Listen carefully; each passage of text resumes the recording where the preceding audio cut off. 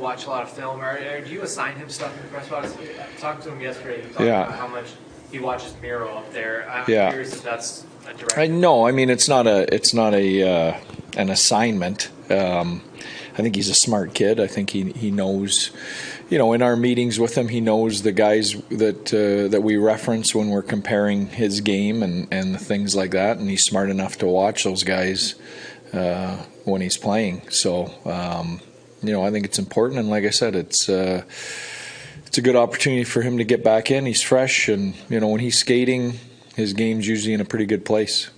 Jake was pretty hard on himself after the last game. Yeah. How do you manage Colby in a situation like this? Yeah. Well, I mean, you love the fact that he's feeling responsible. I think it's a little misplaced, for me. I think, what have we lost? Two in regulation in our last 10. So, I think he's been our backbone all year. I think we played him a lot. I think, we've got to play better around him. Especially within the amount of games we're playing him in, and help him out that way. But, I mean, that's leadership, right? He's not pointing fingers at anybody else. We haven't really seen the chemistry yet between Seguin and Domi. I think it's there. You've seen bits and pieces. Yeah. You're excited about potentially being those two back together again? Yeah. I mean, I think when we brought Max in here, I think it was with the idea that we had depth to create a pretty good line there with Marchment and Seguin and him potentially, or whoever we decide would be in that group. But unfortunately, got a few games of it, and then 2 of the 3 guys go down. So, yeah, I'm looking forward to it. I think it's going to be important down the stretch here that not only do we get some chemistry with those guys, but our fourth line's got to be better too. I mean, they got caved in last game, and we've got enough good players in those positions that they can bring more to the table for us here than they have recently. Watching from afar, one thing about Wyatt is it seems like he just never gets hit. Is that a quality that's developed? Is that something he's doing? I feel like a lot of people say the same thing about Miro, but yeah, I think. I mean, Miro has a elite skating and elusiveness, that I think, and hockey sense on top of that. I think Wyatt, I wouldn't call him an elite skater, but his elite hockey sense, his spatial awareness, he knows where everyone is on the ice at all times. I think that allows him to play the game without getting run over. And I think, and I've said this since day one, but having Jamie Benn on the ice with him at that time, I think there probably has been moments where someone could run him over, and you got to think twice about that because Jamie Benn's on the ice, and I think that helps him. You really don't want to be in a situation to chase games late, especially like against Seattle. Yeah. But the difference between last year's team and this year's at 6-on-5 is it's incredible contrast. Why are you guys so good 6-on-5 this year?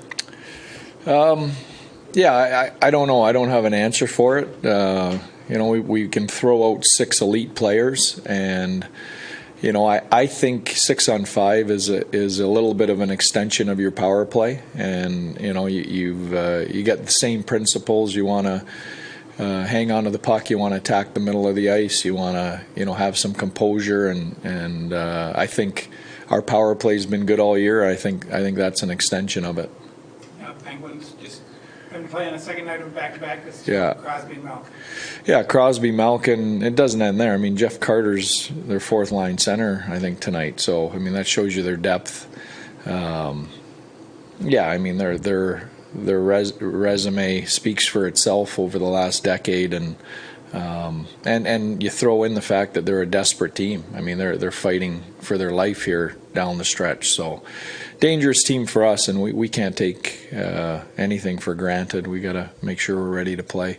We've talked about Jake's work a little bit with Miro. I mean, is that something you look period to period, game to game? How are you looking at how his minutes are kind of? Yeah, we're talking about it's tough in overtime games not to get him up there around there. We've talked about starting to limit his penalty killing a little bit more, and we've gone away from that the last couple games. he's an athlete. He wants more. He's not necessarily buying into the less minutes, which great players don't want to. And when you look at him with the group of guys that are kind of his comparable players in the league, he's right probably where he should be. So, but for me, we just got to make sure we're as smart as we can be with him, like with Jake, without it costing us games, because we have to win games. A lot of milestones coming up for Robo 200 today. He's on 99 points record coming up. Did you expect him to be at this level? Yeah. No, you know what? You never know. He was a young player that had some success in the league, and the question always is can you replicate it every year? Is it real, or is it a one-off, or and there's been a lot of both of those situations. I think he's answered all those questions. It's real, and this guy's going to produce and score goals in bunches for the next decade for this franchise. What are some things you think we don't realize about Robo as a player, as a person? Well, I've said this before. I just think how hard he's a student of the game, how hard he works at the game. He's in looking at analytics on his own all the time. He's staying after practice, after pregame skate, working on his own game.